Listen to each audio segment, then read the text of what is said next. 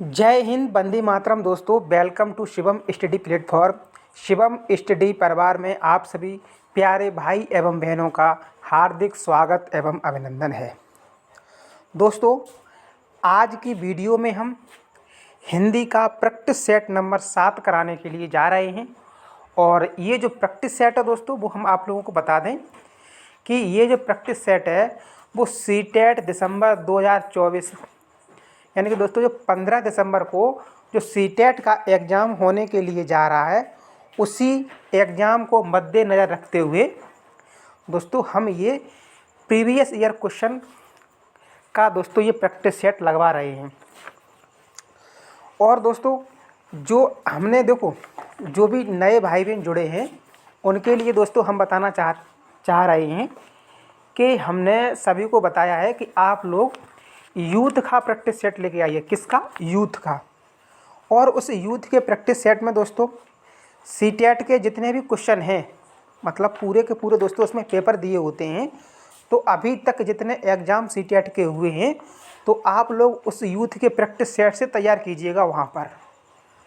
और टेट के छोड़ देना, आप लोग सिर्फ यूथ के ही प्रैक्टिस सेट को करना। और अगर नोट्सों के चक्कर में पड़ गए दोस्तों तो आप लोग बहुत ही पिछड़ जाओगे। ठीक है दोस्तों, क्योंकि हम बार बार क्वेश्चन देखो आप लोगों को बता रहे हैं, कह रहे हैं कि यूथ का प्रैक्टिस सेट लेके आइएगा। आखिर क्यों?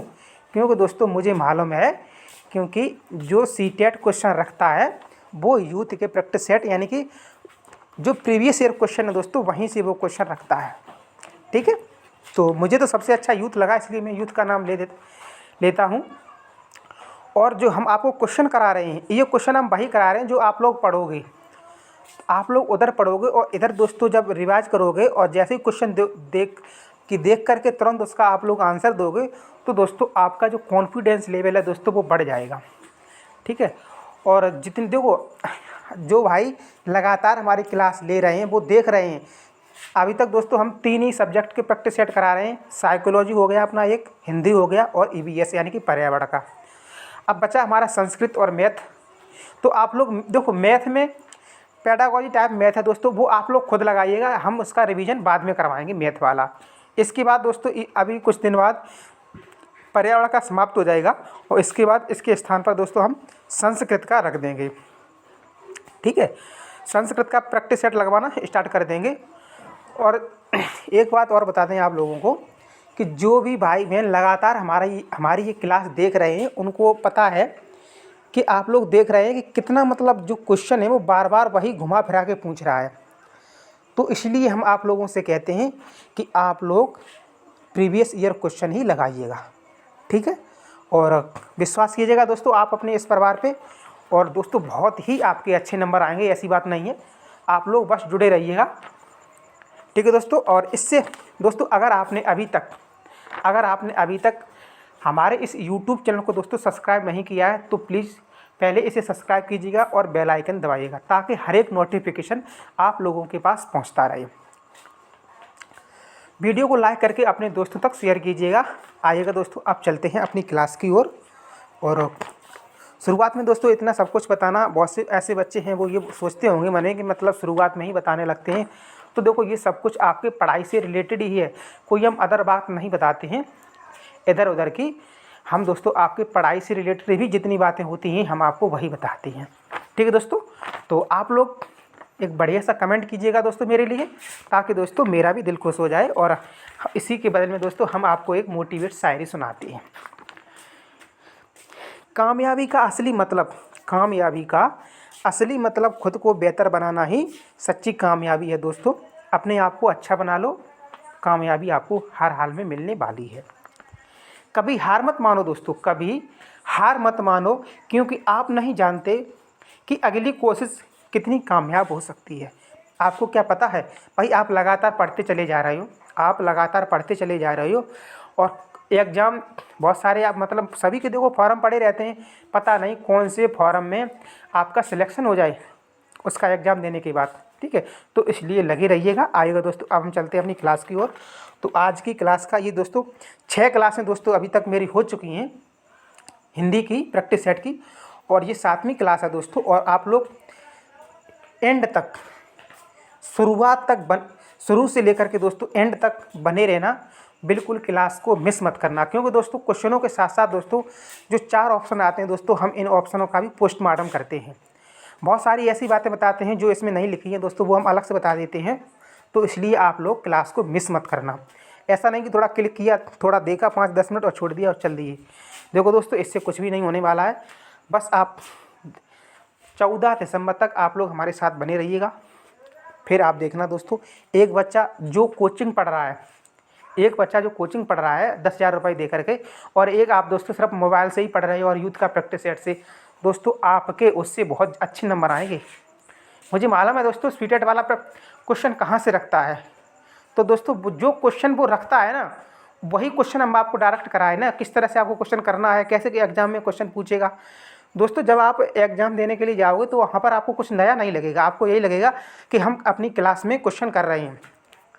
ठीक है दोस्तों, इतना कर सोचते सोचते आपके बहुत मतलब पूरे क्वेश्चन हो जाएंगे। तो आइएगा कि क्वेश्चन नंबर 11, इससे पहले 10वां क्वेश्चन हम करा चुके हैं। सभी दोस्तों क्लासें हमारी क्रम से पढ़ी हैं, कोई आगे पीछे क्लास नहीं मिलेगी। तो हिंदी भाषा शिक्षक के रूप में सर्वाधिक महत्वपूर्ण है। हिंदी भाषा शिक्षक, ठीक है, हिंदी भाषा शिक्षक के रूप में सर्वाधिक महत्वपूर्ण है। ए ऑप्शन, भाषा की परिभाषाओं को याद करना। बी, साहित्यिक लेखन एवं पुरस्कार। सी, भाषा की शिक्षा शास्त्रीय समझ। और डी, साहित्यिक संगोष्ठियों की भागीदारी। ठीक है दोस्तों, यदि आप एक देखो आप ही के बारे में, भाई आप तो शिक्षक हो ना, बनने के लिए जा रहे हो, अभी नहीं लेकिन शिक्षक तो बनोगे एक न एक दिन। तो आप लोग एक शिक्षक हो तो उसी के लिए सर्वाधिक महत्वपूर्ण क्या है। ठीक है, तो वही कह रहा है कि यदि आप हिंदी भाषा के शिक्षक हो, वो क्वेश्चन आप ही से बोल रहा है कि यदि आप हिंदी भाषा के शिक्षक हो तो आपके लिए सर्वाधिक महत्वपूर्ण क्या है। तो ए ऑप्शन दोस्तों, भाषा की परिभाषाओं को याद करना। और बी, साहित्यिक लेखन एवं पुरस्कार। सी, भाषा की शिक्षा शास्त्रीय समझ। और डी, साहित्यिक संगोष्ठियों में भागीदारी। दोस्तों बताइएगा फटाफट दोस्तों, ये क्वेश्चन दोस्तों जूनियर सीटेट में आया हुआ है 6 to 8 वाले में। फटाफट दोस्तों आप लोग क्वेश्चन नंबर 11 का आंसर दीजिएगा। ठीक है, तो सबसे अधिक महत्वपूर्ण दोस्तों इसमें हमारा सी ऑप्शन सही है, यही हमारा सटीक बैठ रहा है। भाषा की शिक्षा शास्त्रीय समझ, क्या बोल रहे हैं हम, भाषा की शिक्षा शास्त्रीय समझ। दोस्तों उस भाषा की जो आपके अंदर समझ होनी चाहिए। यदि कौन सी भाषा, हिंदी भाषा की। यदि कोई सामने वाला अगर बोलेगा हिंदी, अगर आप उसकी समझ नहीं है, तो हिंदी की समझ नहीं है, ठीक है, तो आप समझ ही नहीं पाओगे और उससे भी बात को कोई बच्चे को नहीं समझा पाओगे। ठीक है, तो इसलिए भाषा की शिक्षा शास्त्रीय समझ दोस्तों ये आपके लिए बेहद इम्पोर्टेंट पॉइंट है। अब दोस्तों नेक्स्ट क्वेश्चन पे आते हैं। इसमें कुछ बताने लायक नहीं है, बस आप लोग इतना ही याद रखना कि आपको भाषा की समझ होनी चाहिए।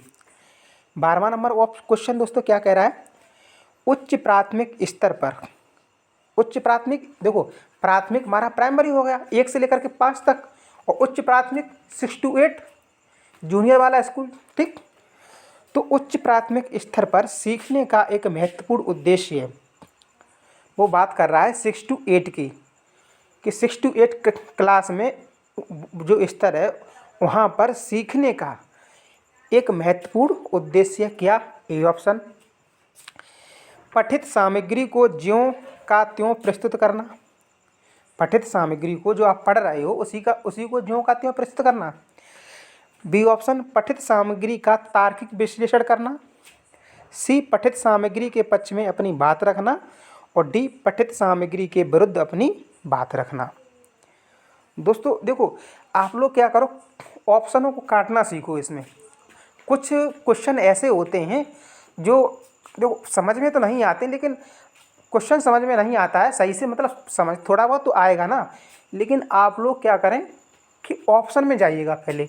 तो ऑप्शन को आपको कुछ ऑप्शन ऐसे लगेंगे कि आपको ये लगेगा कि ये ऑप्शन सही नहीं है, मतलब नेगेटिव में जा रहा है ये बच्चे के नेगेटिव के प्रति, तो उस ऑप्शन को फटाफट काट दीजिएगा। हाँ, अगर वो नेगेटिव ही पूछ रहा है तो भाई आपका आंसर सही हो जाएगा, क्योंकि नहीं वाले क्वेश्चन की प्रधानता ज़्यादा रहती है दोस्तों पेपर में। अब दोस्तों ए ऑप्शन देखते हैं हम, ए। ठीक, तो ए है हमारा कि पठित सामग्री को ज्यों का त्यों प्रस्तुत करना। अरे देखो, अगर आपने कोई पढ़ा है, कोई भी पाठ पढ़ा है, क्या आपको उसे ज्यों का त्यों प्रस्तुत कर दोगे टीचर के सामने? या टीचर पढ़ा रहा है तो ज्यों का त्यों बताएगा? नहीं, वो थोड़ा बहुत उदाहरण भी उसमें जोड़ेगा, अदर बातें भी आपसे बताएगा, आपसे रिलेटेड आपके जो बातें वो जो बता रहा है, पढ़ा रहा है, अब वो आपके व्यवहार में है कि नहीं वो भी जोड़ के बताएगा। तो दोस्तों इसमें क्या होता है कि आपको उस चीज़ को समझने में अच्छी, जैसे कोई अगर कोई परिभाषा है दोस्तों, ठीक है, तो वो परिभाषा यदि आपके जीवन में जोड़ दी जाए, आपके जीवन में जो गतिविधि होती है उससे जोड़ दी जाए, तो दोस्तों वो परिभाषा तो आप नहीं याद रख सकते हो, लेकिन आप उस अगर गतिविधि से, आपके जीवन की गतिविधि से उस परिभाषा को जोड़ दिया तो दोस्तों आपको वो चीज़ ज़्यादा दिनों तक याद रहेगी। ज़्यादा दिन तक नहीं दोस्तों, हमेशा के लिए वो आपके दिमाग में बैठ जाएगी। ठीक है, तो ज्यों का त्यों तो मुझे प्रस्तुत नहीं करना है, मतलब कुछ न कुछ उदाहरण दे करके उसे बताना है, तो इसलिए हमारा ए ऑप्शन गलत हो गया। ठीक है, अब नीचे से आते हैं दोस्तों, डी, पठित सामग्री के विरुद्ध अपनी बात रखना। गलत बात है दोस्तों, विरुद्ध तो मुझे जाना नहीं है, तो दोस्तों ये भी एक नेगेटिव पॉइंट है। अब हम आते हैं सी ऑप्शन पे, पठित सामग्री के पक्ष में अपनी बात रखना। पठित, अब देखो, पक्ष में रखना या ज्यों का त्यों प्रस्तुत करना, तो दोस्तों ये सब नेगेटिव जा रहा है ना पॉइंट, लेकिन पठित सामग्री का तार्किक विश्लेषण करना, वही वाली बात जो हम बता रहे हैं कि सामग्री को पढ़ के आना और फिर दोस्तों थोड़ी उसमें उदाहरण जोड़ना आपके जीवन से, तो वो एक तर्क हो गया ना। तो वही, तो पठित सामग्री का तार्किक विश्लेषण करना तो उच्च प्राथमिक स्तर पर सीखने का एक महत्वपूर्ण उद्देश्य है। ठीक है, तो ये हमारा यहाँ पर दोस्तों हमारा कौन सा B is the right answer, कौन सा B is the right answer. ठीक है, मुझे आशा है कि आप लोगों को ये बहुत ही अच्छे से समझ में आ गया होगा। देखो आप लोग क्या करो, ये ऑप्शन है इनको काटना सीखो, ऑप्शनों को काटना सीखो, तो दोस्तों बहुत बेहद आसान हो जाता है क्वेश्चन करना। ऐसा नहीं है कि सभी क्वेश्चन समझ में आ जाए, हालांकि कोशिश करो समझने की। देखो दोस्तों ये पेडागॉजी टाइप क्वेश्चन है, बहुत कम, मतलब अगर पहली बार पढ़ रहे हो तो साइकोलॉजी, अगर आपने पहली बार साइकोलॉजी के क्वेश्चन लगाए तो वो आपके माइंड के ऊपर से निकल जाते हैं, लेकिन कोई बात नहीं दोस्तों, बने रहिएगा हमें आपके साथ, ऊपर से नहीं वो बिल्कुल अंदर ही जाएंगे आपके। ठीक है दोस्तों, तो आइएगा क्वेश्चन नंबर 12 पे, हम वो 12 हमारा हो गया है। क्वेश्चन नंबर नेक्स्ट 13, व्याकरण शिक्षण की। देखो कुछ विधि ऐसी होती हैं, वो आंसर देने के दोस्तों कुछ हमने आपको बार बार हम आपको बता रहे हैं, जैसे निगेटिव पॉइंट दोस्तों, जो भी निगेटिव पॉइंट है बच्चे के प्रति निगेटिव तो जाना ही नहीं आपको। अगर हाँ एक कंडीशन में जा सकते हैं, अगर क्वेश्चन ही निगेटिव वाला बाकी पूछ रहा है तब आप उसका आंसर दे सकते हैं न। दोस्तों जितने भी ऑप्शन होते हैं जो नेगेटिव है, बच्चे के प्रति नेगेटिव है दोस्तों, उस ऑप्शन को फटाक से काट दो आप लोग। ठीक है, बच्चा के प्रति हमेशा पॉजिटिव ही जाना। एक तो दोस्तों जहाँ केवल शब्द लगा होता है वो ऑप्शन नेगेटिव में जाता है, कम बहुत, और बच्चे को आप मार नहीं सकते हो, जोर नहीं दे सकते हो, कंठक्स वाला पॉइंट वो नेगेटिव रहता है। ठीक है, तो बहुत सारे पॉइंट होते हैं दोस्तों जो नेगेटिव में रहते हैं। ठीक है, आइएगा दोस्तों क्वेश्चन नंबर 13 पे आते हैं, व्याकरण शिक्षण की कौन सी विधि अपेक्षाकृत प्रभावी है। दोस्तों बेहद इंपॉर्टेंट क्वेश्चन है ये, और दोस्तों ये आप ऐसे समझो कि ये क्वेश्चन आपको रखा हुआ मिलेगा। ठीक है, व्याकरण शिक्षण की कौन सी विधि अपेक्षाकृत प्रभावी है। ठीक, पाठ्य पुस्तक विधि, आगमन विधि, निगमन विधि और सूत्र विधि। बताइएगा दोस्तों फटाफट, इसमें क्वेश्चन नंबर 13 का आंसर मुझे आप लोग बताइएगा। क्वेश्चन नंबर 13, ठीक है, तो इसमें हमारा हो जाएगा आगमन विधि। आगमन विधि में व्याकरण शिक्षण में दोस्तों ये सबसे अच्छी प्रभावी विधि है आगमन विधि। आइएगा दोस्तों थोड़ा हम इसका डिटेल में बात करते हैं। तो व्याकरण शिक्षण की आगमन विधि अपेक्षाकृत प्रभावी मानी जाती है। इस विधि में विभिन्न उदाहरणों से होते हुए नियम तक पहुंचते हैं। दोस्तों अब हम आपको बता दें, आगमन विधि और निगमन विधि ये पहली बार क्वेश्चन नहीं आए हैं, हम न जाने कितनी बार ये क्वेश्चन करा चुके हैं। ये तो हिंदी का प्रैक्टिस सेट है, हम साइकोलॉजी में भी करा चुके हैं, और मुझे याद है कि ईवीएस में भी दोस्तों ये क्वेश्चन आया था।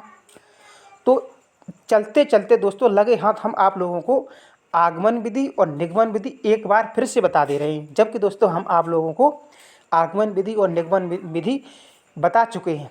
ये एग्जाम के लिए बेहद इम्पोर्टेंट है आगमन विधि और निगमन विधि। तो आगमन विधि के अंतर्गत क्या होता है और निगमन विधि के अंतर्गत क्या होता है, आप लोग दिमाग में बैठा लो, मेरी बात को बहुत ही ध्यान से सुनना दोस्तों, क्योंकि ये चीज़ आप टेट का पेपर दोगे वहाँ भी मिलेगा, और सुपर टेट का आप जब पेपर दोगे तो 100% आगमन विधि और निगमन विधि आपको मिलने वाली है। तो आगमन विधि के अंतर्गत क्या होता है कि पहले उदाहरण और फिर उसके बाद दोस्तों नियम बताया जाता है। पहले उदाहरण और फिर नियम, तो वो हमारा आगमन विधि हो गया। अब दोस्तों जिसमें पहले नियम बता दिया जाए, किसी भी कार्य करने का नियम, और फिर उसके बाद दोस्तों उदाहरण बताया जाए, तो वो हमारा निगमन विधि हो जाता है। ठीक है, मुझे आशा है कि आप लोग समझ चुके होंगे आगमन विधि और निगमन विधि। तो जो व्याकरण शिक्षण है दोस्तों, उसमें दोस्तों आगमन विधि सबसे महत्वपूर्ण मानी गई है, क्योंकि बच्चों को पहले अगर उदाहरण किस माध्यम से आप लोग समझा दो और फिर उसका नियम बता दो। ठीक है, अब जैसे संज्ञा की परिभाषा बताते हैं, ठीक है, संज्ञा की परिभाषा आप वो टीचर लोग बताते हैं, तो उससे पहले आप ये बता दो कि संज्ञा किसे कहते हैं, कि संज्ञा के अंतर्गत कौन कौन से उदाहरण आते हैं। तो जब उदाहरण आप बता दोगे, भाई नाम आते हैं तो उन नामों को आप बता दो कि ये लोग संज्ञा के अंतर्गत आते हैं, और फिर उसकी परिभाषा बता दो, तो दोस्तों बच्चा क्या है बहुत अच्छे से समझ जाएगा। ठीक है, तो यही है जो व्याकरण में दोस्तों, सबसे पहले उदाहरण दो और फिर उसके बाद नियम बताओ, तो ये व्याकरण के अंतर्गत सबसे अपेक्षाकृत ये प्रभावी विधि है। ठीक, आइएगा क्वेश्चन नंबर 14 पे। दोस्तों कमेंट कीजिएगा अगर आप लोगों को अगर ये समझ में आ गई है आगमन विधि और निगमन विधि, तो मुझे कमेंट बॉक्स में आप लोग बताइएगा। अब आते हैं क्वेश्चन नंबर 14 पर। तो 14 नंबर क्वेश्चन है, तो उच्च प्राथमिक स्तर पर भाषा आकलन की दृष्टि से सर्वाधिक महत्वपूर्ण है। उच्च प्राथमिक दोस्तों ये क्वेश्चन जूनियर का है, तभी वो उच्च लगा रहा है, लेकिन कोई बात नहीं, आपको तो जूनियर दोनों में फॉर्म पड़ा है ना, मुझे मालूम है आप लोगों का दोनों में फॉर्म पड़ा है। तो उच्च प्राथमिक स्तर पर भाषा आकलन की दृष्टि से सर्वाधिक महत्वपूर्ण है। ए लिखित परीक्षा, बी अवलोकन के द्वारा, सी जांच सूची और डी साक्षात्कार सूची। आइएगा दोस्तों फटाफट क्वेश्चन नंबर 14 का मुझे आप लोग आंसर दीजिएगा। तो इसमें दोस्तों सर्वाधिक महत्वपूर्ण है दोस्तों भाषा आकलन की दृष्टि थी, तो अवलोकन विधि। क्या है? अवलोकन। आइएगा दोस्तों थोड़ा इसके बारे में हम आप लोगों को बता दें। उच्च प्राथमिक स्तर पर भाषा आकलन की दृष्टि से सर्वाधिक महत्वपूर्ण है अवलोकन। अवलोकन भी ऐसी परिस्थितियों का होना चाहिए जहां बच्चे बनावटी व्यवहार न करते हों, बल्कि वह उनके स्वाभाविक बातचीत का हिस्सा हो। ठीक है, तो अब जब अवलोकन करने के लिए जाएंगे आप बच्चों को, मतलब अवलोकन का मतलब क्या होता है, बच्चे बैठे हुए हैं क्लास में, आप लोग गए और जब क्लास में आप लोग जाते हो तो बच्चे जो व्यवहार करते हैं आपस में, ठीक है, बच्चे व्यवहार कर रहे हैं, तो आप लोग देख रहे हैं कि हाँ टीचर गया क्लास में तो बच्चे सही बिल्कुल बैठे हैं, आपस में कोई उधमबाजी नहीं कर रहे हैं।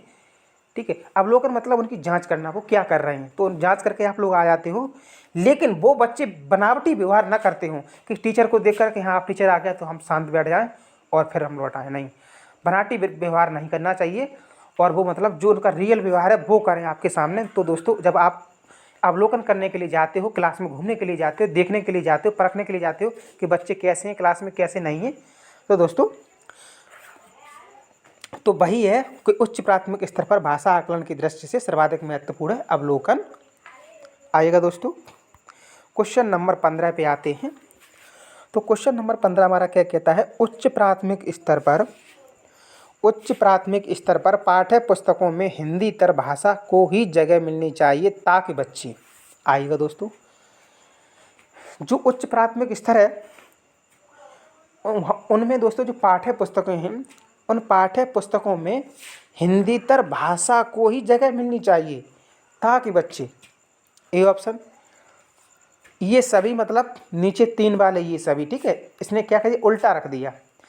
वैसे आप लोग ज़्यादातर ये पढ़ते हो कि ए बी सी और जो डी वाला ऑप्शन होता है वो ये सभी वाला रहता है, लेकिन इसने क्या किया, ये पहला ही रख दिया ये सभी, इसका मतलब नीचे के बी, सी और डी ये बता रहा है ए ऑप्शन। ठीक, कोई बात नहीं, आते हैं बी ऑप्शन देखते हैं। भाषा की विभिन्न रंगतों से परिचित हो सकें। सी, हिंदीतर भाषा साहित्यकारों से परिचित हो सकें। और डी, सामाजिक संस्कृति से परिचित हो सकें। दोस्तों इसका आपको जो सटीक आंसर लगे वो आप लोग इसका मुझे आंसर दीजिएगा, बताइएगा दोस्तों। उच्च प्राथमिक स्तर पर पाठ्य पुस्तकों में हिंदीतर भाषा को ही जगह मिलनी चाहिए ताकि बच्चे भाषा की विभिन्न रंगतों से परिचित हो सकें, हिंदीतर भाषा साहित्यकारों से परिचित हो सकें और सामाजिक संस्कृति से परिचित हो सकें। तो दोस्तों इसका ए ऑप्शन सही हो जाएगा, यानी कि ये सभी ये जो तीनों के तीनों कथन हैं दोस्तों ये बिल्कुल इसी के अंतर्गत आते हैं।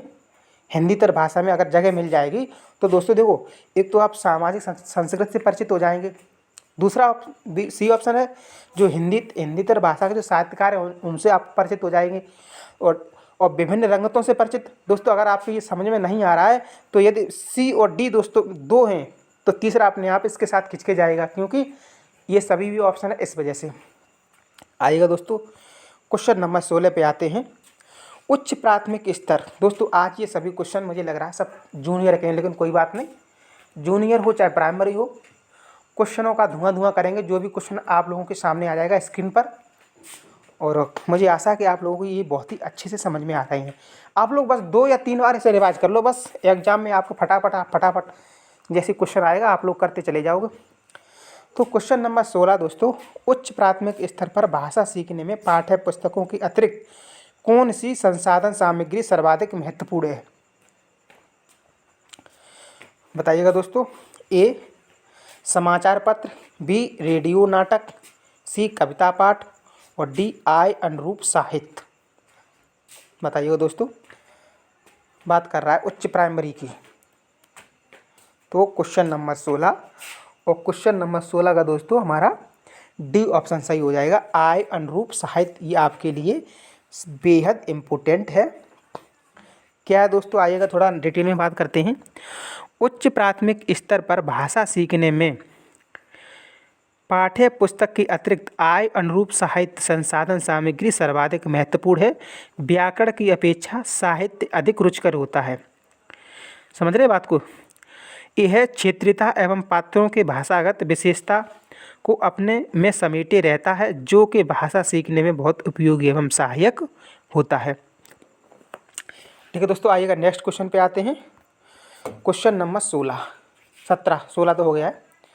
उच्च प्राथमिक स्तर पर भाषा सीखने का उद्देश्य है। देखो दोस्तों, आपको ऐसा नहीं लग रहा है कि क्वेश्चन जितने भी एकदम सेम से लग रहे हैं, थोड़ा बहुत दोस्तों उसमें फ़र्क है। सेम क्वेश्चन लग रहे हैं लेकिन दोस्तों उनके ऑप्शनों को वो चेंज कर रहा है। ठीक है, आइएगा देखते हैं जो उच्च प्राथमिक स्तर पर भाषा सीखने का क्या उद्देश्य है। ए, निजी अनुभवों को केवल लिखकर व्यक्त करना। दोस्तों केवल वाले दोस्तों ऑप्शन को ध्यान देना, हमने आपको बता दिया है। बी, प्रश्नोत्तरी भाषण अंत्याक्षरी का मात्र आयोजन करना। सी, भाषा की बारीकी और सौंदर्य बोध को सही रूप में समझना। डी, दूसरों के अनुभवों से जुड़कर सवालों के जवाब देना। बताइएगा दोस्तों क्वेश्चन नंबर 17। ठीक है, तो बहुत ही इसका दोस्तों अगर आप लोग नेगेटिव पॉइंट में भी जाकर के इसे काटेंगे ना क्वेश्चन को, तो भी दोस्तों ये कट जाएगा। आइएगा दोस्तों काटते हैं नेगेटिव पॉइंट इसमें कौन कौन से। ए ऑप्शन पे आते हैं हम, निजी अनुभवों को केवल। दोस्तों मैंने आप लोगों को बताया था कि ये केवल है, वो वाक्य जब किसी वाक्य में केवल जुड़ जाए तो दोस्तों वो क्या करता है, वो वाक्य की जो उसकी जो क्षेत्र होता है वाक्य की, तो उस क्षेत्र को वो समेट देता है वहीं पर, फिर वो मतलब उसका विस्तार नहीं होने देता वाक्य का। तो मतलब वाक्य को जब सिकुड़ क्षेत्र समेट देगा वो, तो उसका कोई फिर महत्व नहीं रहेगा। तो दोस्तों ये केवल वाला होने की वजह से हमारा ए ऑप्शन गलत हो गया है। प्रश्नोत्तरी भाषण अंत्याक्षरी का मात्र आयोजन। दोस्तों मात्र का मतलब क्या होता है, मात्र है, केवल है, यानी कि ये उसकी जो सीमा है वो उसको वहीं पर सिकोड़ रहा है, मात्र वाला शब्द। तो बी ऑप्शन हमारा गलत हो जाएगा। दूसरों के अनुभवों से जुड़कर सवालों के जवाब देना। दोस्तों आप दूसरों के अनुभव से क्या मतलब, आप उन्हीं सवालों के जवाब दे सकते हो सही से जो आपके खुद के अनुभव हों। क्या कह रहे हैं? अरे दूसरे को किसी और क्षेत्र में अनुभव हो, किसी और भाषा में, तो दोस्तों आप कैसे जवाब दोगे उनसे, बताइएगा। किसी को अगर इंग्लिश आ रही है, आपको हिंदी आ रही है, तो वो उससे इंग्लिश में अनुभव है, क्या उनके सवालों के जवाब उनके अनुभव के अनुसार दे सकते हो? आप नहीं दे सकते हो, क्योंकि आप हिंदी के हो। तो दोस्तों इसलिए हमारा डी ऑप्शन सही होगा। लेकिन सी ऑप्शन हमारा क्या कह रहा है कि भाषा की बारीकी और सौंदर्य बोध को सही रूप में समझना। दोस्तों आप हिंदी पढ़ना चाहते हैं तो ऐसी बात नहीं कि हिंदी इतनी सरल भी नहीं है, क्योंकि हिंदी की बिंदी भी बोलती है, सभी को मालूम है। अगर बिंदी भी लगी होती है उसमें, तो वो भी जब आप बोलते हो तो उसको भी बोलना पड़ता है। जबकि दोस्तों इंग्लिश में दोस्तों क्या है, बहुत से वर्ड साइलेंट हो जाते हैं, ठीक है, आप लोगों को अच्छे से पता है।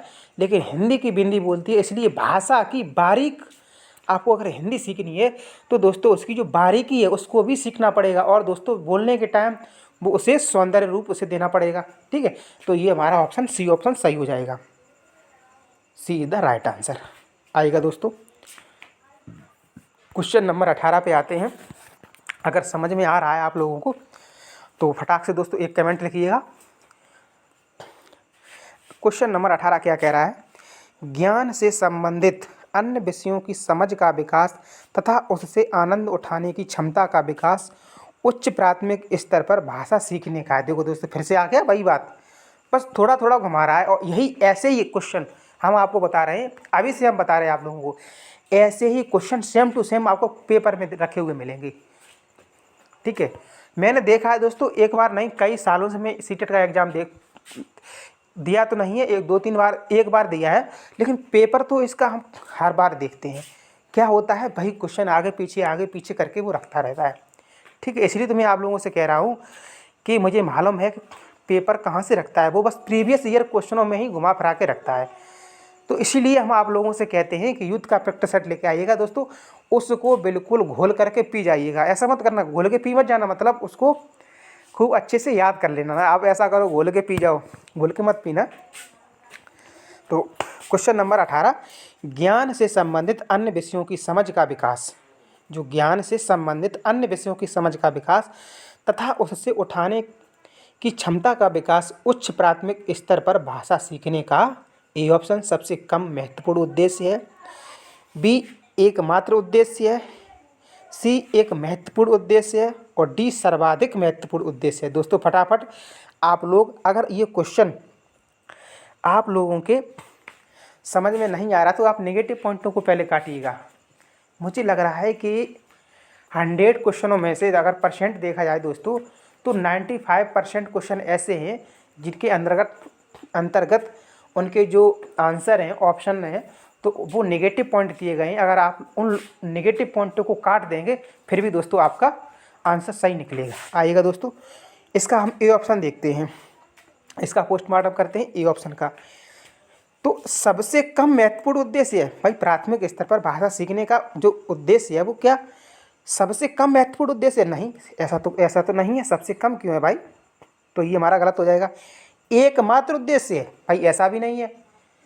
एकमात्र उद्देश्य भाषा ही सीखना नहीं है, हमको और कुछ भी सीखना है, तो दोस्तों ये भी गलत है। अब डी पे आते हैं, सर्वाधिक महत्वपूर्ण उद्देश्य है। क्या कह रहे हैं? सर्वाधिक भाई ऐसा तो नहीं है, मुझे देखो सभी सब्जेक्ट देखना है, सर्वाधिक तो इतना हम नहीं कह सकते हैं, लेकिन इतना कह सकते हैं कि एक महत्वपूर्ण उद्देश्य है। इसमें क्या है दोस्तों, इसमें हमारा न तो वाक्य छोटा है और न दोस्तों ज़्यादा कुछ हम बढ़ चढ़ के बोल रहे हैं, बस इतना बोल रहे हैं कि भाषा सीखने का प्राथमिक स्तर पर दोस्तों हमारा एक महत्वपूर्ण उद्देश्य होना चाहिए, ठीक है। तो दोस्तों आपको ऐसा नहीं लग रहा है कि ये जब ऑप्शन पढ़ते हैं तो कौन सा ऑप्शन, आपको ऑप्शन भी बता देते हैं कि हाँ हम ही उसके आंसर हैं, ठीक है, क्योंकि वही सटीक लगता है सर हमको भी आपको भी, क्योंकि वही आंसर है उसका, ठीक है। ऑप्शन तो चारों एक से हैं, बिल्कुल मिलते जुलते ऑप्शन रखता है सीटेट वाला। जब तक अगर आप अच्छे से प्रैक्टिस सेट नहीं करोगे तब तक दोस्तों देखो नोट्सों से हम आप फिर एक बार फिर वो आपसे बोल रहे हैं कि आप लोग नोट्सों के चक्कर में मत पड़ जाना। हाँ टेट आए तो तब तो आप नोट्स पढ़ने पड़ेंगे, क्योंकि सीटेट वाला आपकी समझ देखता है कि आपके अंदर समझ कितनी है, कितना आप सोच सकते हो बच्चे के प्रति। वो ये नहीं देखता है कि आप कितना रट सकते हो। सीटेट रटवाता नहीं है, वो आपकी सिर्फ समझ देखता है, ठीक है दोस्तों। तो हमारा इसका आंसर हो जाएगा सी। आइएगा दोस्तों क्वेश्चन नंबर 19 पे आते हैं। तो त्रिभाषा फार्मूला भारत की डैश की चुनौतियों और डैश को संबोधित करने का एक प्रयास है। क्या? ए ऑप्शन है भाषा स्थिति अवसरों, डी संस्कृति समाधानों, सी समस्याओं अवसरों और डी भाषा स्थिति संस्कृति। ठीक है, तो जो त्रिभाषा फार्मूला है उसके अंतर्गत दोस्तों क्या आता है दोस्तों, फटाफट आप लोग कमेंट बॉक्स में मुझे बताइएगा। ठीक है दोस्तों, तो इसका हमारा ए ऑप्शन सही हो जाएगा। त्रिभाषा फार्मूला भारत की भाषा स्थिति की चुनौतियों और अवसरों को संबोधित करने का प्रयास है। ठीक है, तो थोड़ा डिटेल में बताते हैं। तो डिटेल में दोस्तों कुछ भी नहीं है। तो त्रिभाषा के अंतर्गत क्या क्या आता है दोस्तों वो हम आप लोगों को बता देते हैं। जो त्रिभाषा लिखा हुआ है, तो त्रिभाषा फार्मूला आखिर है क्या ये बता दें आप लोगों को। तो त्रिभाषा के अंतर्गत मातृभाषा, राष्ट्रभाषा एवं विदेशी भाषा का अध्ययन करना होता है। ठीक है, तो यही त्रिभाषा फार्मूला है। कौन कौन सी भाषा? उसके मातृभाषा मतलब अपनी लोकल लैंग्वेज, मदर टंग जिसे बोलते हैं, लोकल लैंग्वेज, ठीक है, उसे मातृभाषा बोलते हैं। राष्ट्रभाषा आपकी देश की क्या भाषा है वो, और विदेशी भाषा कोई भी ले लो, वो विदेशी में दोस्तों कोई भी भाषा आ जाती है। ठीक है, वो त्रिभाषा फार्मूला के अंतर्गत आती है। आएगा दोस्तों, अब हम आते हैं क्वेश्चन नंबर 20 पे और हम देखते हैं दोस्तों क्वेश्चन नंबर 20 फटाफट। उच्च प्राथमिक स्तर पर हिंदी भाषा शिक्षण का उद्देश्य नहीं है। उच्च प्राथमिक स्तर पर हिंदी भाषा शिक्षण का उद्देश्य नहीं है। दोस्तों आ गया ना नहीं वाला क्वेश्चन, इससे सावधान हो जाइएगा और इससे एक गोले में बंद करके रखिएगा नहीं वाले क्वेश्चन को। तो ए ऑप्शन पे आते हैं, निजी अनुभवों के आधार पर भाषा का सृजनशील इस्तेमाल करना। बी, भाषा की बारीकी और सौंदर्य बोध के लिए हिंदी भाषा का व्याकरण कंठस्थ करना। सी, विभिन्न साहित्यिक विधाओं और ज्ञान से संबंधित अन्य विषयों की समझ का विकास करना। और डी, सरसरी तौर पर किसी पाठ को देखकर उसकी विषय वस्तु का पता लगाना। कौन सा नहीं है दोस्तों? नेगेटिव पॉइंट आप लोगों को यहाँ पर बताना है। नेगेटिव पॉइंट कौन सा? Negative point. और यदि देखो इतना सारा ये है क्वेश्चन नंबर 20, अगर आप लोगों को कुछ समझ में नहीं आ रहा है तो क्लास के शुरुआत में ही दोस्तों हमने आपको बताया था कि बच्चे को कंठस्थ करवाना, ये सब तो नेगेटिव पॉइंट है ना। तो दोस्तों आप लोग इसमें देख लेना कंठस्थ, मुझे आप पढ़ने अभी जब मैं कुछ ऑप्शन को पढ़ा था तो दोस्तों इसमें एक ऑप्शन में कंठस्थ था, व्याकरण कंठस्थ करना बी ऑप्शन में। तो दोस्तों ये नेगेटिव है ना, नहीं वाला नहीं पूछ रहा है वो। यानी कि उच्च प्राथमिक स्तर पर हिंदी भाषा शिक्षण का उद्देश्य नहीं है। क्या नहीं है? भाषा की बारीकी और सौंदर्य बोध के लिए हिंदी भाषा का व्याकरण कंठस्थ करना। हालांकि देखो बारीकी समझना आप लोग और उसको समझ के दोस्तों उसकी जो भाषा है उसकी लय को उसको सौंदर्यपूर्ण बनाना, लेकिन उसकी व्याकरण को कंठस्थ करना दोस्तों ये एक नेगेटिव पॉइंट हो गया है। तो ये नहीं होना चाहिए। बाकी के ए, सी और डी हमारे ऑप्शन सही हैं और नहीं मतलब ये हमारा बी ऑप्शन ये नहीं होना चाहिए और वो नहीं पूछ रहा है, इसलिए हमारा बी ऑप्शन सही हो जाएगा। ठीक है दोस्तों, आइएगा। अगर दोस्तों अभी तक आप लोगों ने हमारे इस चैनल को सब्सक्राइब नहीं किया है तो दोस्तों हम आप लोगों के लिए इतनी मेहनत कर रहे हैं तो आप लोगों का भी एक दायित्व बनता है कि आप लोग भी चैनल को सब्सक्राइब कीजिएगा, वीडियो को लाइक करके और अपने दोस्तों तक शेयर कीजिएगा। ठीक है दोस्तों, अब हम आते हैं क्वेश्चन नंबर 21 पे। तो क्वेश्चन नंबर 21 हमारा क्या कह रहा है? कक्षा के बहुभाषिक और बहुसांस्कृतिक संदर्भों के प्रति संवेदनशीलता का विकास करना। कक्षा के बहुभाषिक मतलब समझते हैं आप लोग? समझते हैं, लेकिन फिर भी हम आप लोगों को एक बार रिवाइज करा दे रहे हैं कि एक कक्षा में अनेक भाषाओं के बच्चे बैठे हैं, उसी को हम दोस्तों यानी कि एक कक्षा में एक से अधिक भाषा बोलने वाले बच्चे बैठे हैं तो दोस्तों वहाँ पर हम उसे बहुभाषिक कक्षा कहेंगे। और ये अक्सर तर्क होता है। और बहुसांस्कृतिक मतलब समझते हैं भाई, अपनी अपनी संस्कृति सबकी अलग है, हिंदू की अलग है, मुस्लिम की अलग है, सिख की अलग है, ईसाई की अलग है, और वही सभी लोग चारों लोग एक ही कक्षा में बैठे तो उनकी भी अलग अलग संस्कृति है ना। हिंदू की अलग, वो अलग लोग अपनी अलग संस्कृति मानते हैं, मुसलमान लोग अलग अलग मानते हैं, ईसाई अलग, सिख अलग। तो वो चारों उनकी भाषा भी दोस्तों कुछ न कुछ थोड़ी बहुत अलग है और उनकी संस्कृति भी अलग है और वो लोग एक ही कक्षा में बैठे हैं। तो दोस्तों वही क्वेश्चन कह रहा है, चारों के चारों दोस्तों जो उन बहुभाषिक और बहुसांस्कृतिक संदर्भों के प्रति संवेदनशीलता का विकास करना। ठीक है, उनके प्रति आप लोगों को चारों का विकास करना है। तो ऑप्शन में दोस्तों क्या है, आप कैसे करेंगे? ए ऑप्शन, हिंदी भाषा शिक्षण के प्रति अरुचि का कारण है। बी, हिंदी भाषा शिक्षण एक जटिल समस्या है। आप लोग देख लेना, इसमें नेगेटिव पॉइंट को काटते चले जाओ और जो पॉजिटिव आए वही उसका आंसर दे दो। सी, हिंदी भाषा शिक्षण का एक मुख्य उद्देश्य है। और डी, भाषा नीति की जटिल समस्या है।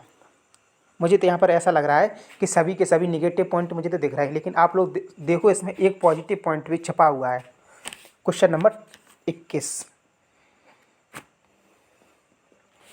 ठीक है, तो आइएगा देखिएगा। मुझे लग रहा है कि आप लोगों ने देख लिया होगा पॉजिटिव पॉइंट कौन सा है। ए ऑप्शन पे आते हैं हम।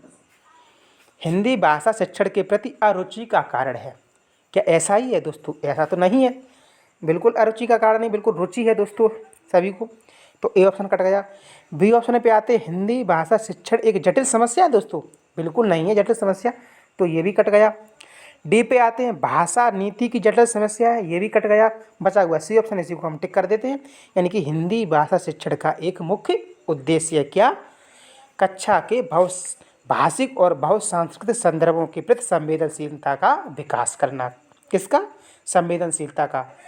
तो यानी कि हिंदी भाषा शिक्षण का एक मुख्य उद्देश्य है इन सभी का आपस में मिलकर विकास करना। देखो दोस्तों, आप लोग जैसा हम बताएं ना, आप लोग बस वैसा ही करते जाइएगा। 4 ऑप्शन में से 3 ऑप्शन नेगेटिव आई थी, तो नेगेटिव को काट दिया, पॉजिटिव बचा, वही हमारा आंसर। और फिर उस आंसर को जो बचा हुआ है उसको हम क्वेश्चन से मिलाते हैं। जब क्वेश्चन पे मिलाते हैं देखो एकदम फिट बैठता है। ठीक है, जिसका क्वेश्चन का जो आंसर होता है दोस्तों, जब आप उसे उसमें मिलाओगे, रखोगे वहाँ पर, तो दोस्तों आपको पढ़ने में कोई शब्द ऐसा नहीं लगेगा कि हम कहीं अलग से शब्दों को जोड़ रहे हैं। ठीक है, तो आइएगा दोस्तों क्वेश्चन नंबर 22। दोस्तों आप लोग 45 मिनट तक बने रहिएगा, क्योंकि साइकोलॉजी कहते हैं दोस्तों कि एक सब्जेक्ट को पढ़ने में लगातार आप लोग 45 मिनट तक पढ़ सकते हैं, कोई प्रॉब्लम नहीं होगी। दोस्तों थोड़ा ही वक्त है, वक्त बहुत कम है आपके लिए, इस वजह से दोस्तों आपको थोड़ा पढ़ना पड़ेगा, लगातार पढ़ना पड़ेगा, बहुत ज़्यादा मेहनत करनी पड़ेगी। ऐसा नहीं है कि आप आराम से लेट जाओ और सीटेट में पास हो जाओ, ऐसा नामुमकिन है। तो 22वां नंबर क्वेश्चन हमारा क्या कह रहा है? उच्च प्राथमिक स्तर पर हिंदी भाषा शिक्षण का एक महत्वपूर्ण उद्देश्य है। दोस्तों आप बताइएगा, आपको ये नहीं लग रहा कि क्वेश्चन बराबर दोस्तों वही क्वेश्चन घुमा फिरा के आ रहे हैं? और हम क्या करें दोस्तों, क्वेश्चन ही वो सीटेट वाला यही रखता है बार बार घुमा फिरा के। तो क्वेश्चन सीटेट वाले ने जो क्वेश्चन रखे दोस्तों, और आपके सामने लिखा हुआ है कि सीटेट क्वेश्चन 2019 में आए हुए हैं। ठीक है, तो जो वो क्वेश्चन रख रहा है हम वही आपको करा रहे हैं, तो आप भी देख रहे हैं। ऐसा नहीं कि हम ही बोल रहे हैं कि क्वेश्चन वो बार बार घुमा घुमा के रख रहा है, नहीं, ये हमने तो टाइप नहीं कर दिए, सीटेट का ही है दोस्तों ये पेपर, वही हम करा रहे हैं। तो वो क्वेश्चन ही दोस्तों वही रखता है बार बार, तो वही क्वेश्चन दोस्तों आप लोगों को हम रिवाइज करा रहे हैं, आप लोग रिवाइज कर लो अच्छे से। ठीक है, तो ए ऑप्शन जो हिंदी भाषा शिक्षण का एक महत्वपूर्ण उद्देश्य है, उच्च प्राथमिक शिक्षा की बात कर रहा है स्तर पर। तो ए, हिंदी के व्याकरणिक बिंदुओं को कंठस्थ करना। बी, हिंदी भाषा में विविध स्वरूपों की जानकारी देना। सी, हिंदी भाषा में अनुदित सामग्री को पढ़ना। डी, बोलने की क्षमता के अनुरूप लिखने की क्षमता का विकास करना। आइएगा दोस्तों, फटाफट नेगेटिव पॉइंटों को काटिएगा पहले, और उसके बाद जो बच जाए पॉजिटिव पॉइंट वो आप आंसर के रूप में हमें बताइएगा। Question number 22। ठीक है, तो ए ऑप्शन पे आते हैं। सबसे पहले हिंदी के व्याकरणिक बिंदुओं को कंठस्थ, जहाँ कंठस्थ मिल जाए दोस्तों पहले उसको काट देते हैं हम। अब नीचे से आते हैं, बोलने की क्षमता के अनुरूप लिखने की क्षमता का विकास करना। दोस्तों ऐसा तो नहीं है, अगर कोई टीचर है, चलो टीचर क्या हम ही आपसे अगर बोलें, हम बहुत जल्दी जल्दी बोल रहे हैं कि आप दोस्तों उतनी जल्दी जल्दी लिख सकते हो, नहीं लिख सकते हो भाई, आपकी जीभ तो जल्दी जल्दी चलेगी, लेकिन क्या उतनी ही जल्दी के हाथ चल सकते हैं? भाई हाथ तो इतना जल्दी नहीं लिख सकते, मशीन भी नहीं लिख सकती है दोस्तों इतनी जल्दी। मतलब अगर आप हाँ बोलोगे अगर गूगल पे तो वो अलग बात है, लेकिन यहाँ लिखने की बात हो रही है, तो दोस्तों हमारा डी ऑप्शन गलत हो जाएगा। ये भी हिंदी भाषा में अनुदित सामग्री को पढ़ना, ऐसा तो नहीं है दोस्तों। तो यहाँ पर हमारा दोस्तों हमारा बी ऑप्शन सही हो जाएगा, हिंदी भाषा में विविध स्वरूपों की जानकारी देना, अलग अलग स्वरूप दोस्तों बना करके उसकी जानकारी देना। तो दोस्तों ये हमारा भाषा शिक्षण का एक महत्वपूर्ण उद्देश्य है। ठीक है। देखो दोस्तों क्वेश्चन आपको वही मिल रहे हैं, लेकिन जो इसकी जो आंसर है ना तो वो थोड़ा चेंज हो रहे हैं, कोई दिक्कत नहीं। 23 नंबर क्वेश्चन पे आते हैं। कक्षा का बहुभाषिक संदर्भ यह मांग करता है। बहुभाषिक एक भाषा में अनेक, एक कक्षा में अनेक भाषा बोलने वाले बच्चे जहाँ बैठे हैं उसी को बहुभाषिक कहते हैं। तो कक्षा का बहुभाषिक संदर्भ यह मांग करता है कि ए ऑप्शन बच्चों की मातृभाषा को ही पढ़ाया जाए, बी बच्चों को 4 भाषाएं पढ़ाई जाएं, सी बच्चों का भाषा आकलन बिल्कुल न हो और बच्चों की मातृभाषा को कक्षा में स्थान दिया जाए। ठीक है दोस्तों, तो मुझे आशा है कि आप लोग नेगेटिव पॉइंट निकाल करके दोस्तों पॉजिटिव में आइएगा। फटाफट दोस्तों मुझे इसका आंसर दीजिएगा। Question number 23। ठीक है, तो मुझे दिख रहा है दोस्तों पहले से ही आंसर, तो आप लोग पहले काटिएगा। ए ऑप्शन बच्चों की मातृभाषा को ही पढ़ाया जाए, को ही, इसका मतलब क्या होता है? ही, समझ रहे हैं ना? ही, ये वाक्य को ये भी सिकुड़ रहा है केवल की तरह ही, मतलब अलग अलग भाषाओं के बच्चे बैठे हैं, क्या अलग अलग भाषाओं में उनकी मातृभाषा में आप लोग पढ़ा सकते हो क्या? ऐसा तो संभव नहीं है, तो ये हमारा ए ऑप्शन कट गया। बी पे आते हैं, बच्चों को 4 भाषा पढ़ाई जाएंगी, ऐसा तो नहीं है एक क्लास में, संभव नहीं है। बच्चों का भाषा आकलन बिल्कुल ना हो, ये भी गलत है। लेकिन दोस्तों बच्चों की मातृभाषा को कक्षा में स्थान दिया जाए, जो अलग अलग भाषाओं के बच्चे बैठे हैं उनकी जो मातृभाषा है, जो उनकी लोकल लैंग्वेज है, उनको कक्षा में स्थान दिया जाए। दोस्तों ये हमारा पॉजिटिव पॉइंट है और थोड़ा बड़ा भी है, तो यही हमारा आंसर हो जाएगा। आएगा दोस्तों 24 पे आते हैं। राधिका 7वीं कक्षा में पढ़ाती है। एक टीचर का नाम राधिका है, वो कक्षा 7वीं में पढ़ाती है। वह बच्चों को नाम संबंधित उदाहरण देती है, वह बच्चों को नाम संबंधी कुछ उदाहरण देती है, फिर संज्ञा के बारे में समझाती है। राधिका द्वारा प्रयुक्त विधि है। अगर जिन भी भाई बहन ने, हमने कुछ देर पहले आपको 2 विधियां बताई थी और उन विधियों को यदि आप लोगों ने ध्यान से ध्यान दिया होगा ना, तो आप लोग ये क्वेश्चन एकदम 1 सेकंड में आप उसे बता सकते हो इसका आंसर क्या है। बताइएगा दोस्तों। पहले मतलब राधिका ने पहले कुछ उदाहरण दिए और फिर उसके बाद संज्ञा की परिभाषा दी, और यही उदाहरण दोस्तों सेम हमने आप लोगों को बताया था, और भाई दोस्तों एग्जाम क्वेश्चन में भी आ गया। यानी कि पहले उदाहरण और फिर नियम 2 होते हैं, और दूसरा पहले नियम और फिर उदाहरण। बताइएगा दोस्तों ये किसके अंतर्गत आएगा?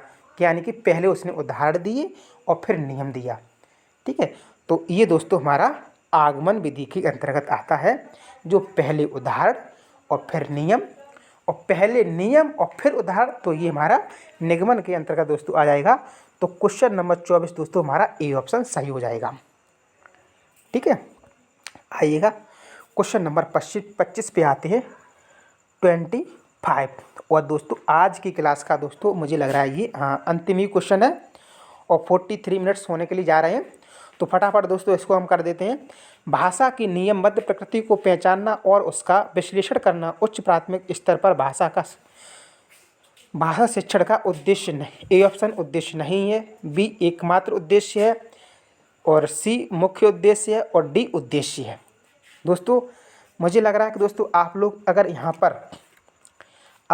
यहाँ पर देखो क्वेश्चन दोस्तों सेम आ रहे हैं, ऑप्शन भी मुझे सेम लग रहे हैं, अगर आप लोग सही से देखो ना तो, क्योंकि अगर आपने ऑप्शनों को काटना सीख लिया, देखो इसमें चलो ऊपर की लाइन आपको समझ में आए या ना आए, लेकिन आप एक ए ऑप्शन पर जाइएगा।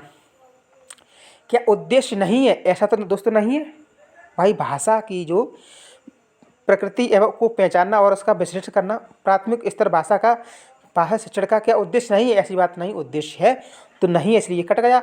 एकमात्र उद्देश्य, ये भी दोस्तों आपको नेगेटिव पॉइंट लग रहा है। मुख्य उद्देश्य, ये भी नेगेटिव पॉइंट है, लेकिन दोस्तों उद्देश्य है, मतलब ना कम ना ज़्यादा, लेकिन उद्देश्य है सामान्य, तो ये दोस्तों हमारा आंसर हो जाएगा। ठीक है दोस्तों, तो आज की क्लास में दोस्तों ये हमने क्वेश्चन आपको करा दिए, और बहुत ही इंपॉर्टेंट क्वेश्चन कराए हैं, और आप लोगों को भी लग रहा है कि देखो दोस्तों ये क्वेश्चन बार बार क्वेश्चन आने वाले क्वेश्चन हैं। आप लोग इनको रिवाइज करते रहिएगा और जुड़े रहिएगा आप अपने इस परिवार से, और इस परिवार को दोस्तों आप लोग ज़्यादा से ज़्यादा बढ़ा कीजिएगा। शिवम स्टडी परिवार को दोस्तों आप लोग देखो, आप भी जुड़े हैं, ठीक है, आप भी जुड़े हैं, और आपके जो पास पड़ोस के हैं या आपके जो रिश्तेदार हैं, ठीक है, आपके दोस्त वगैरह हैं, जो भी मतलब जो कंपटीशन की तैयारी कर रहा है, यहाँ पर दोस्तों यही नहीं है कि हम सीटेट की तैयारी कराते हैं दोस्तों, आप दोस्तों कंपटीशन लेवल का कोई सा भी एग्ज़ाम अगर देना चाहते हैं तो आप लोग ये क्लास ज्वाइन कर लीजिएगा, अपने इस परिवार से जुड़ जाइएगा। निःशुल्क कोचिंग व्यवस्था है दोस्तों, कोई यहाँ पर एक पैसा नहीं लगता है। बस दोस्तों आप लोगों को क्लास को दोस्तों शेयर करना पड़ेगा आप अपने दोस्तों तक, और दोस्तों इस चैनल को सब्सक्राइब करना पड़ेगा। सब्सक्राइब करना मतलब आपका एडमिशन यहाँ पर हो जाता है सब्सक्राइब करने से। और उसको दोस्तों बेल आइकन दबाएंगे जब आप लोग, तो बेल आइकन दबाने के बाद जो भी नोटिफिकेशन रहता है वो आप लोगों तक पहुँच जाता है। ठीक है दोस्तों। तो अच्छा, आप लोग कमेंट बॉक्स में ये बताइएगा और सब ये बातें छोड़िएगा कि आज आपको क्लास कैसी लगी। हम आपको जो समझाते हैं, ऐसा तो है नहीं दोस्तों कि ये सामने वाला क्वेश्चन आ गया फटाफट दोस्तों हम ठीक है और क्वेश्चन पढ़ दिया और आंसर टिक मार के चले गए। दोस्तों ऐसा तो हम नहीं करते हैं।